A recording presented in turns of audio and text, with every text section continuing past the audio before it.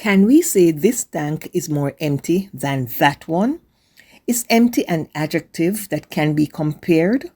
Or is empty an absolute quality? That is, an adjective that is incomparable. The tank is either empty or it is not. Hello everyone, I'm Paula. Welcome to my channel where I bring you insightful English grammar lessons to improve your knowledge of English. If you have not as yet subscribed, may I ask you to do so now? Today, we are going to talk about absolute adjectives. But first, what is an adjective? An adjective is a descriptive word. It describes a noun or a pronoun. For example, I live in a big house. The adjective big tells you the size of my house.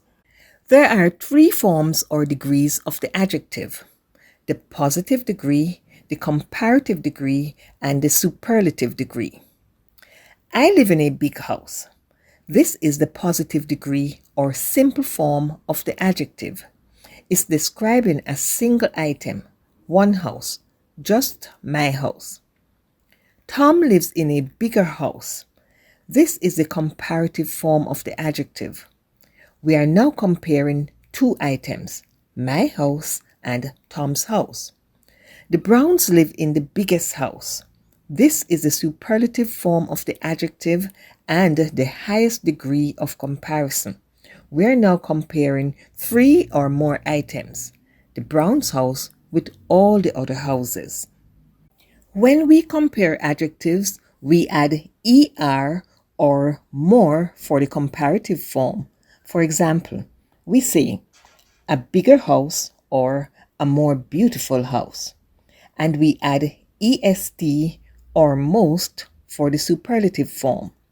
The biggest house or the most beautiful house.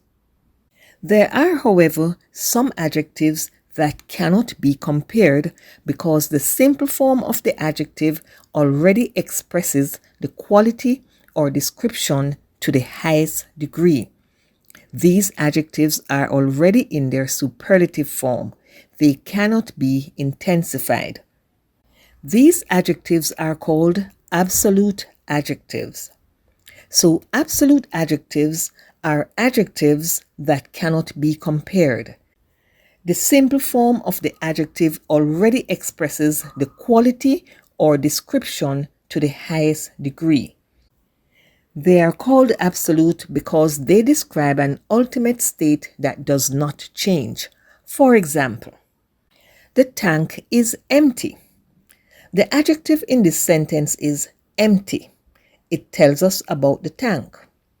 But empty is an absolute adjective because it describes something that is at its ultimate state. Another tank cannot be more empty or most empty. Likewise, the adjective full. It's an absolute adjective. It cannot be compared. Another tank cannot be more full or most full. Let's look at some more examples. The bird is dead. We cannot say another bird is deader or more dead than this bird, or deadest, we have never heard that before, or most dead than other birds. Dead is absolute. It cannot be compared. One thing cannot be more dead than another. Here's another example. That piece of furniture is unique. The adjective unique means one of a kind. Nothing can be more unique or most unique. Unique is already superlative. It cannot be compared. We cannot say another piece of furniture is more unique or most unique than that piece of furniture. However, please note, we may be able to use absolute adjectives in a comparative form. To use absolute adjectives in a comparison, we compare degrees to which items approach these absolute qualities, not one item against another. To do so, we may use modifiers such as nearly or almost. Simply put, Although absolute adjectives generally describe qualities that are complete or ultimate and thus not usually subject to comparison, we can still make comparisons by indicating how closely something approaches that absolute state.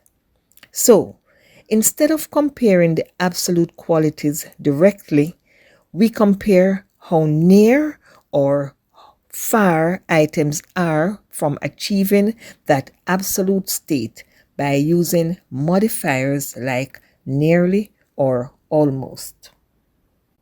So, this water tank is almost empty. We are not comparing this water tank to another water tank. We are saying this tank is almost at its absolute quality, that of being empty. So it is almost or nearly empty. Here are some other examples of how absolute adjectives can be used in a comparison. Of all the blocks, this one is most nearly square. Square is an absolute adjective. One square cannot be more square than another. However, we may compare how close one square is to being perfect or unique or achieving the absolute state by using most nearly. This modifier, most nearly, indicates that one square is close to but not completely at the absolute state. Another example is, the painting is nearly perfect. Perfect is an absolute state. One painting cannot be more perfect than the other. However, the painting may not achieve the absolute state of perfection, so we use the modifier nearly. And yet another example. Her performance was almost perfect. As you can see, we are not comparing one performance to another. We are merely stating that this performance did not achieve the absolute state of perfection. Here is a list of some absolute adjectives.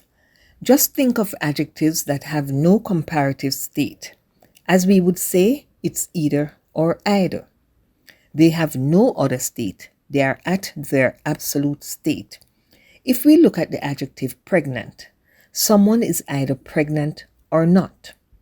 One woman cannot be more pregnant than another woman. It's either she's pregnant or she is not pregnant. Here are the other words in our list: complete, flawless, excellent, final, perfect, right, wrong, straight, round, single, supreme, asleep, and pure. All of these adjectives and many more are at their absolute state. They are not comparable. Well, that's it for this lesson. I hope you found it useful. Please subscribe to my channel and turn on the notification bell so that you won't miss any of my lessons. Thank you again for joining and see you next time. Bye-bye.